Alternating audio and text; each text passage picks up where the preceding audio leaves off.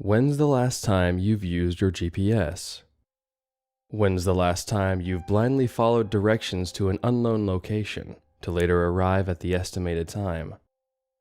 Pretty common, isn't it? Well, how about this? Have you ever put in directions to a place you know how to get to, but you just wanted to be sure? Have you ever put in directions to your house just to see what happens? Has it ever told you to go left when you know the only way to go is right? Most importantly, have you ever made the mistake of listening to it? Odds are you haven't, but tonight I share a story with you of someone who has, and what a wild ride it can be. It was rather late at night and I was returning home from a party.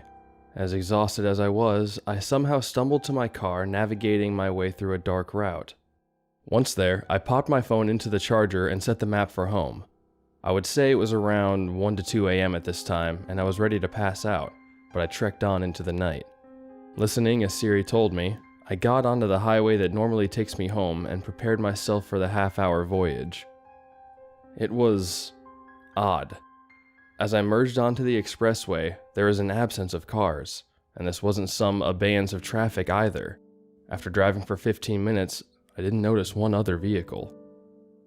I guess this could have just been a coincidence, and kept on following the route home. Thoughts from the hectic night began racing through my head, and admittedly, I wasn't entirely sober enough to be behind the wheel. Regardless, I was aware of what was happening enough to recapture the night. I was catching up with old college friends, and we spent our time reliving the events we relished so much at our university. It was refreshing. It felt like being a student all over again. Unfortunately, my tangent of anecdotes was interjected by that robotic voice emanating from my phone. In 1 mile, take exit 21 and merge onto Murphy Boulevard. As always, I was a bit annoyed by Siri's constant reminders, but I knew it was for the best as she was my only guide home. After taking the exit, I began scanning the radio for songs. Particularly, I was looking for the best of the 90s to accentuate the get-together with my buds. I wasn't getting too many stations on the receiver and continued to fiddle with it. Some hazy, fuzzy clamor seemed to almost spill from the speakers. It wasn't the standard sound produced by a non-existent channel, but rather it was the sound of rustling leaves and the frequent break of a twig. Trying to eliminate the irritating cacophony, I continued to tweak the dial. Pulling harder on the knob, it popped off and fell onto the passenger side of the car. I reached over to grab it, and once again was interrupted. Turn left onto Simon Road. Out of instinct, I slammed my foot on the brake. With the position I was in, my body rocketed forward as the car brusquely came to a halt. In the process, my head jeered into the glove box, and I was left with a severe migraine.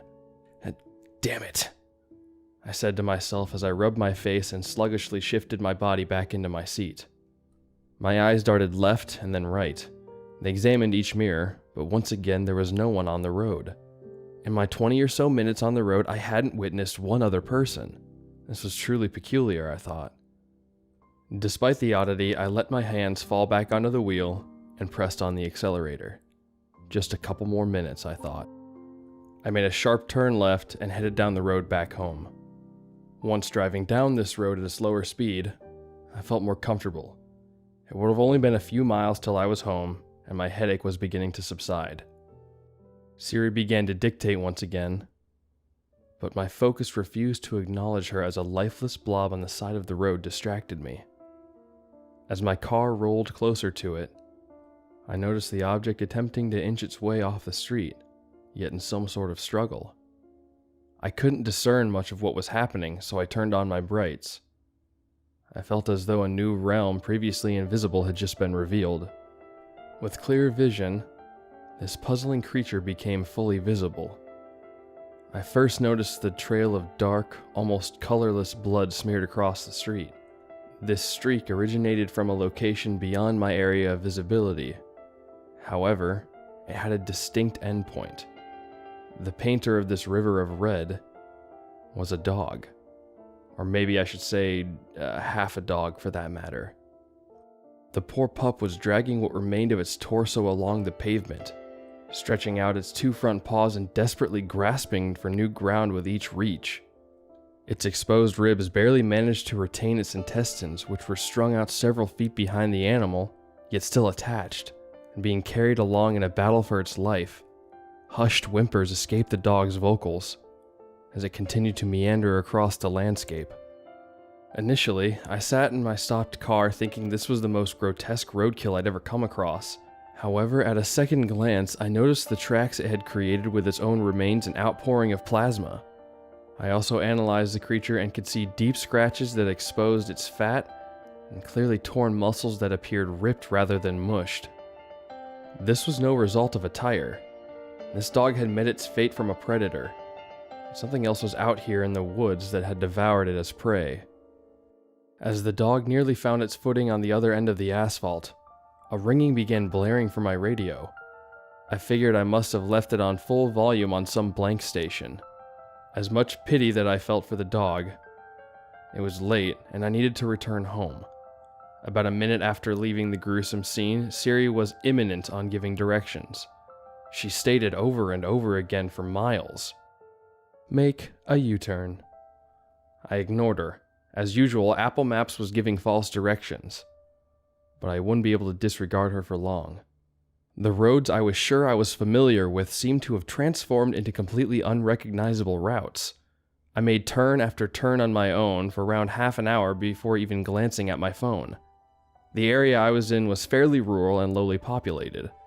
Most of the streets I took led to dead ends or farms. Confused out of my mind, I picked up my phone. By this time, I was irate. It was extremely late and my phone failed to bring me back home. I checked my location and zoomed out. At this moment, I became fully confused. I had to rub my eyes. There was no way this was possible. The digital map had shown my location on a road name that was no more than 5 minutes from my house. When I expanded my view, I noticed that there was a separate road with the exact same name. In fact, Murphy Boulevard and Simon Road were also duplicated. These streets were about half an hour away from each other, but were exactly the same. They didn't just have the same name, they had the same turns, had the same intersections, even the coloring of the pavement looked copied. This just didn't make any sense to me. Something was clearly wrong with my maps. My mind was flourishing with questions, and I fell victim to my curiosity. I honed in on my location and flicked the screen up. I cautiously swiped up on the road to ensure I didn't miss a thing. Stopping at the intersection, I moved my finger across to motion left. I made a few more taps on the device and ceased my navigation. I could feel each breath becoming more difficult to take as I gazed down at my phone. Every part of me trembled as my heart began to race. Sweat perspired in the layer between the palm of my hand and my phone. What I was looking at was no duplicate street or road. It was a satellite picture of my house, located several miles away in a different town. I had to go see it.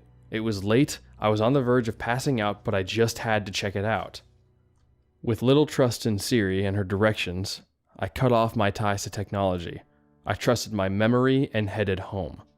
I barreled down the dirt road I was accustomed to, turned into the neighborhood, and ventured down the eerily familiar road to my house. My foot wasn't even on the accelerator. I didn't have the necessary courage to blatantly arrive at this destination. I simply let my car roll forward at no more than 5 miles an hour. The velocity at which my mind was racing juxtaposed this sluggish stroll. As more and more thoughts balked my sanity, a tingling sensation pulsed through my body. The massive accretion of fear had become impossible to subside now. When I finally arrived in front of the house, it was as if all my certainties that the iPhone was just broken had been shattered. It was no longer a virtual image. It became a reality. Less than 100 feet from me stood the exact house I'd been living in for years. There wasn't a single noticeable difference in the frame. I creaked open my door and softly shut it to avoid alarming anyone. I tiptoed up the driveway and of course saw the same model car as mine, although I must say this vehicle displayed little signs of wear and tear. It actually looked brand new, covered in a shiny blue lacquer. My inspection of the car was cut short when the neighbor's dog began to bark at me. I almost fled inside to silence the alerting dog, but was unable to when my mind made a connection. I only had a quick glance in the dark, but I was almost sure of something when I saw this dog. The dog hobbled over to me as its barks abated. The creature only had 3 legs, but made the best of its mobility. The disturbing aspect of this wasn't the lack of a limb. Peering into the eyes of this dog, it was clear that it was no different from the one I had seen on the side of the road, other than the fact that it had 3 legs and not 2. What the hell is going on? I thought. Someone must have found this dog and stitched him back up. I refuted this claim quickly, as there was no way that canine could have been repaired. There must have been something out here in the woods hunting these animals.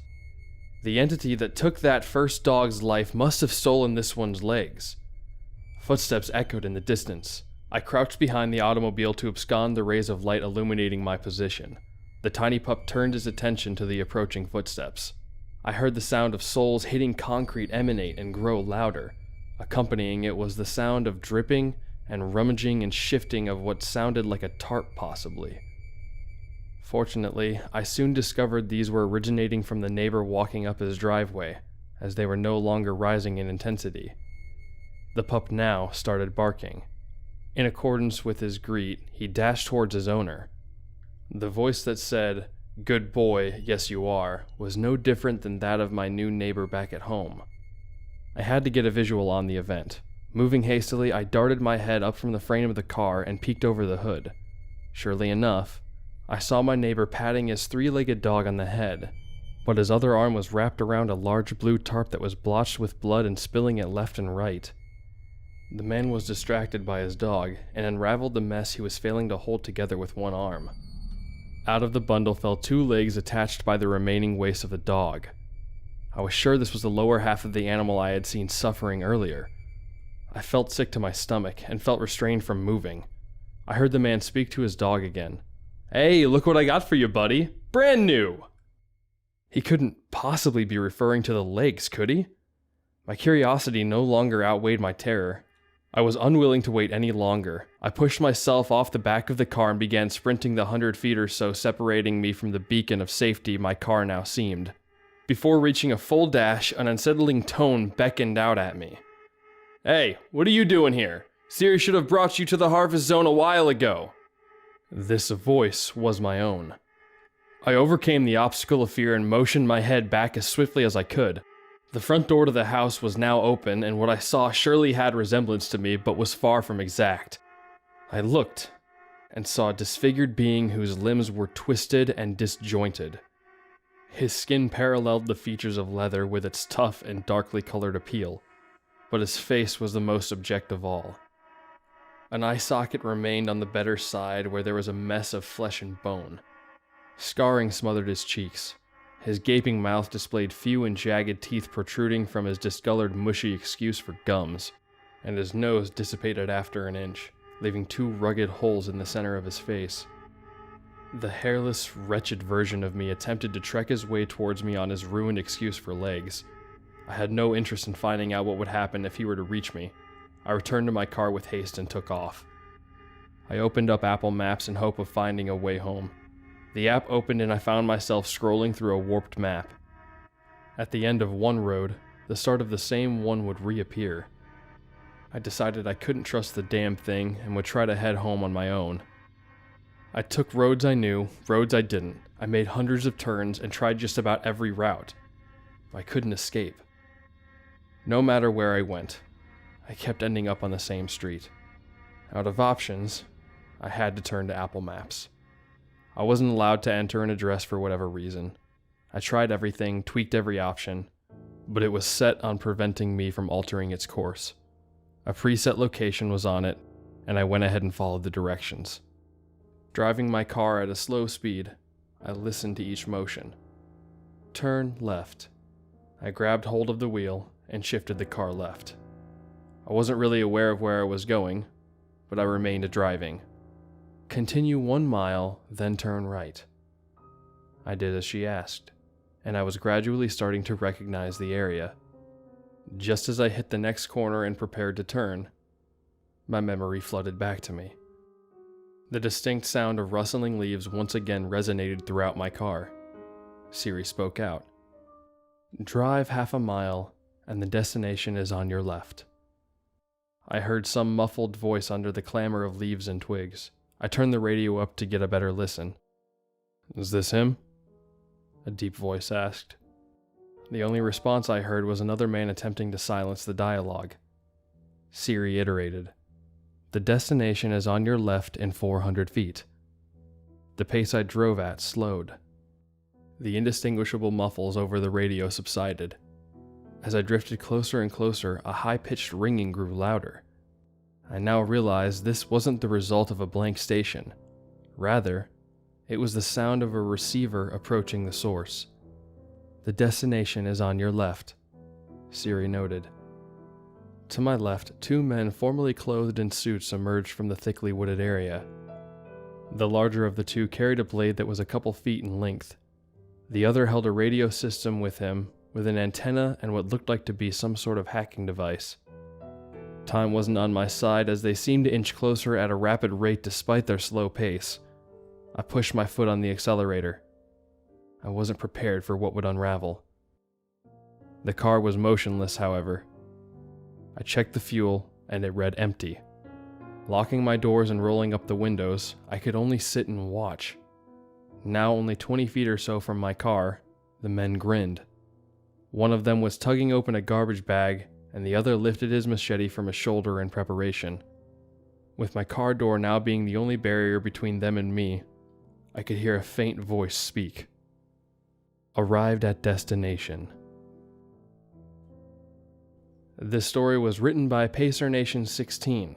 You can find more stories by the author in the description below. Thanks for listening, everyone, and have a wonderful day.